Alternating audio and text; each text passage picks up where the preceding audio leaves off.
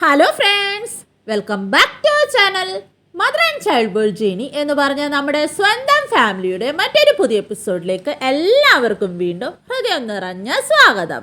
ഞാൻ നിങ്ങളുടെ സ്വന്തം ജെനി. IVF-ൽ എംബ്രിയോ ട്രാൻസ്ഫറിന് ശേഷം, അതായത് ഡേ 2 എംബ്രിയോ ആയാലും ഡേ 3 എംബ്രിയോ ആയാലും ഡേ 5 എംബ്രിയോ ആയാലും ഡേ 6 എംബ്രിയോ ആയാലും, അതായത് ബ്ലാസ്റ്റോസിസ്റ്റ് ആയാലും എത്ര ദിവസത്തിന് ശേഷമാണ് ഇംപ്ലാന്റേഷൻ നടക്കുന്നത്?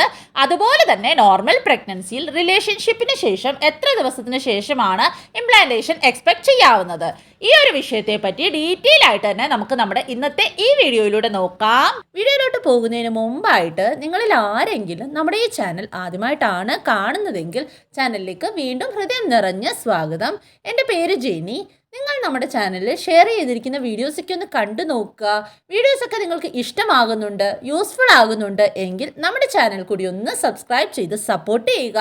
സബ്സ്ക്രൈബ് ബട്ടൻ്റെ തൊട്ടപ്പുറത്തുള്ള ബെല്ലൈക്കൺ കൂടി ഒന്ന് ഇനേബിൾ ചെയ്ത് വയ്ക്കുക. എന്നാൽ മാത്രമാണ് നമ്മൾ ഡെയിലി ഇൻഫോർമേറ്റീവ് ആയിട്ടുള്ള വീഡിയോസ് അപ്ലോഡ് ചെയ്യുമ്പോൾ അതിൻ്റെ നോട്ടിഫിക്കേഷൻസ് നിങ്ങൾക്ക് വേഗം തന്നെ കിട്ടുകയുള്ളൂ. അത് മാത്രമല്ല, നിങ്ങൾക്ക് നമ്മുടെ വീഡിയോസൊക്കെ യൂസ്ഫുൾ ആകുന്നുണ്ട് എങ്കിൽ തീർച്ചയായിട്ടും നിങ്ങളുടെ മറ്റുള്ള ഫ്രണ്ട്സിലേക്കും കൂടി ഈ വീഡിയോസൊക്കെ ഒന്ന് മാക്സിമം നിങ്ങൾ ഷെയർ ചെയ്ത് കൊടുക്കുക. അതുപോലെ വീഡിയോ ഒന്ന് ലൈക്ക് ചെയ്യുക, നിങ്ങളുടെ ഡൗട്ട്സും മറ്റും കമൻറ്റ് ചെയ്യുക. പേഴ്സണലായിട്ട് നിങ്ങൾക്ക് എന്തെങ്കിലും ചോദിക്കാനുണ്ടെങ്കിലോ എന്തെങ്കിലും മെസ്സേജ് അയക്കാനുണ്ടെങ്കിലോ തീർച്ചയായിട്ടും നമ്മുടെ വാട്സപ്പ് നമ്പറിലൂടെ നിങ്ങൾക്കത് മെസ്സേജ് അയച്ച് ചോദിക്കാവുന്നതാണ്. വാട്സപ്പ് നമ്പർ എങ്ങനെയാണ് ലഭിക്കുന്നതെന്നുള്ള എല്ലാ ഡീറ്റെയിൽസും ഞാൻ ഇവിടെ തന്നെ മെൻഷൻ ചെയ്തേക്കാം. അപ്പോൾ അതൊക്കെ ഒന്ന് ഫോളോ ചെയ്ത് വാട്സപ്പ് നമ്പർ എടുത്ത് നിങ്ങൾക്ക് നിങ്ങളുടെ ഡൗട്ട്സും മറ്റും ക്ലിയർ ചെയ്യാവുന്നതാണ്. ഇനി ഒട്ടും തന്നെ ഡിലേ ഇല്ലാതെ വേഗം നമുക്ക് നമ്മുടെ ഇന്നത്തെ വീഡിയോ സ്റ്റാർട്ട് ചെയ്യാം.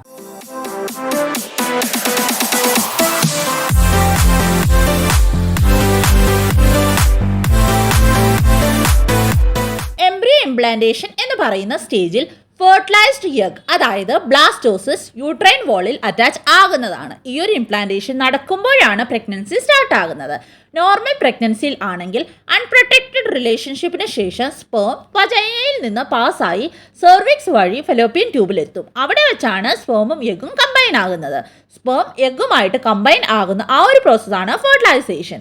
അതിനുശേഷം ഫെർട്ടിലൈസ്ഡ് എഗ് യൂട്രസ് വരെ ഇംപ്ലാന്റേഷന് വേണ്ടി മൂവ് ആകുന്ന അതേ ടൈമിൽ തന്നെ ആ ഫെർട്ടിലൈസ്ഡ് എഗ്, അതായത് എംബ്രിയോ സൈസിൽ ഗ്രോ ആകുകയും അതിലെ സെൽസ് ഡിവൈഡ് ആകുകയും ചെയ്യും. ആ എംബ്രിയോന് യൂട്രൈൻ വാളിൽ അറ്റാച്ച് ആകാനായിട്ടുള്ള റൈറ്റ് സ്പോട്ട് കിട്ടിക്കഴിഞ്ഞാൽ ആ സ്പോട്ടിൽ ആ എംബ്രിയോ ഇംപ്ലാന്റ് ആകാൻ റെഡിയാകും.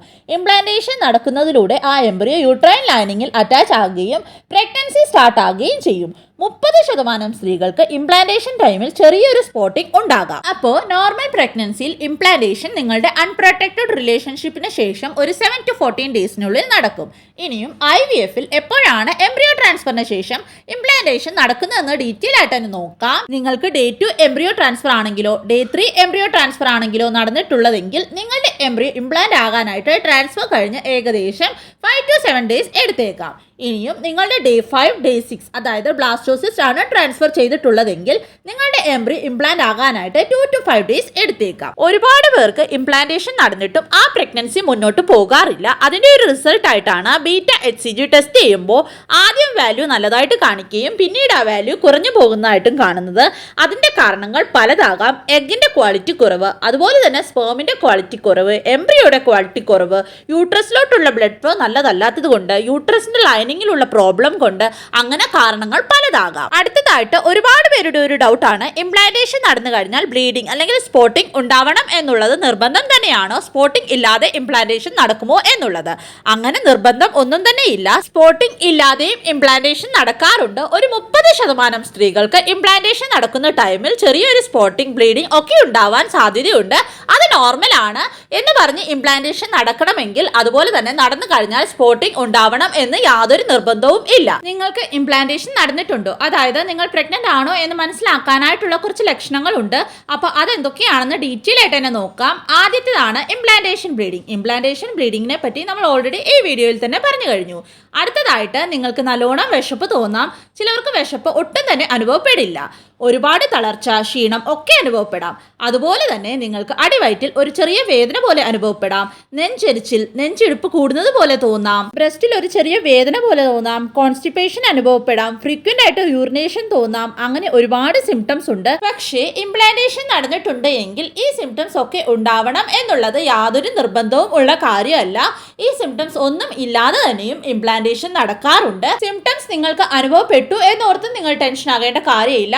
സിംറ്റംസ് നിങ്ങൾക്ക് ഇല്ല എന്നോർത്ത് നിങ്ങൾ ടെൻഷൻ ആകേണ്ട കാര്യമില്ല. കാരണം ഓരോരുത്തരുടെയും ബോഡി ഡിഫറെന്റ് ആണ്. അപ്പൊ അതനുസരിച്ചാണ് അവർക്ക് ലക്ഷണങ്ങൾ കാണുന്നതും കാണപ്പെടാത്തതും. അപ്പോൾ ഇന്നത്തെ വീഡിയോ ഇത്രയേ ഉള്ളൂ. ഈ ഒരു വീഡിയോ റിലേറ്റഡോ വേറെ ഏതെങ്കിലും ഒരു ടോപ്പിക് റിലേറ്റഡോ ഇനിയും നിങ്ങളിൽ ആർക്കെങ്കിലും എന്തെങ്കിലും ഡൗട്ടോ മറ്റു കൺഫ്യൂഷൻസോ ഉണ്ടെങ്കിൽ തീർച്ചയായിട്ടും നിങ്ങൾ കമൻറ്റ് ചെയ്ത് ചോദിക്കാവുന്നതാണ്.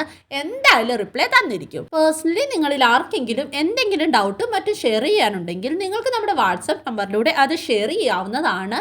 വാട്സപ്പ് നമ്പർ എങ്ങനെയാണ് ലഭിക്കുന്നത് എന്നുള്ള എല്ലാ ഡീറ്റെയിൽസും ഞാൻ ഇവിടെ തന്നെ മെൻഷൻ ചെയ്തേക്കാം. അപ്പോൾ അത് നോക്കിയിട്ട് നിങ്ങൾ വാട്സപ്പ് നമ്പർ എടുത്ത് വാട്സപ്പ് നമ്പറിലോട്ട് മെസ്സേജ് അയച്ച് നിങ്ങൾക്ക് ചോദിക്കാവുന്നതാണ്. നിങ്ങളുടെ ഡൗട്ട്സും മറ്റും ക്ലിയർ ചെയ്യാവുന്നതാണ്. ഈ വീഡിയോ നിങ്ങൾക്ക് യൂസ്ഫുൾ ആയിട്ട് തോന്നുന്നുണ്ട് എങ്കിൽ തീർച്ചയായിട്ടും ഈ വീഡിയോ മറ്റുള്ള ഫ്രണ്ട്സിലേക്കും കൂടി ഒന്ന് ഷെയർ ചെയ്ത് കൊടുക്കുക. അതുപോലെ തന്നെ വീഡിയോ ഒന്ന് ലൈക്ക് ചെയ്യുക. നമ്മുടെ ചാനൽ നിങ്ങൾക്ക് യൂസ്ഫുൾ ആയിട്ടുണ്ട് എങ്കിൽ നമ്മുടെ ചാനൽ നിങ്ങൾ ഇതുവരെയും സബ്സ്ക്രൈബ് ചെയ്തിട്ടില്ല എങ്കിൽ തീർച്ചയായിട്ടും നമ്മുടെ ചാനൽ കൂടി ഒന്ന് സബ്സ്ക്രൈബ് ചെയ്ത് സപ്പോർട്ട് ചെയ്യുക. സബ്സ്ക്രൈബ് ബട്ടൻ്റെ തൊട്ടപ്പുറത്തുള്ള ബെല്ലൈക്കൺ കൂടി ഒന്ന് പ്രസ് ചെയ്ത് അതിൽ ഓൾ എന്നുള്ള ഓപ്ഷൻ കൂടി ഒന്ന് എനേബിൾ ചെയ്ത് വെക്കാനായിട്ട് നിങ്ങൾ ആരും മറക്കരുത്. അപ്പോൾ മാത്രമാണ് നമ്മൾ ഡെയിലി ഇൻഫോർമേറ്റീവ് ആയിട്ടുള്ള വീഡിയോസ് അപ്ലോഡ് ചെയ്യുമ്പോൾ അതിൻ്റെ നോട്ടിഫിക്കേഷൻസ് നിങ്ങൾക്ക് മുടങ്ങാതെ ലഭിക്കത്തുള്ളൂ. അപ്പോൾ ഇനിയും അടുത്തൊരു ഇൻഫോർമേറ്റീവ് വീഡിയോയുമായിട്ട് നമുക്ക് ഉടനെ തന്നെ കാണാം. അതുവരേക്കും എല്ലാവരും ഹാപ്പി ആയിട്ടിരിക്കുക, സേഫ് ആയിട്ടിരിക്കുക, ടെൻഷൻ ഫ്രീ ആയിട്ടിരിക്കുക. God bless you dears.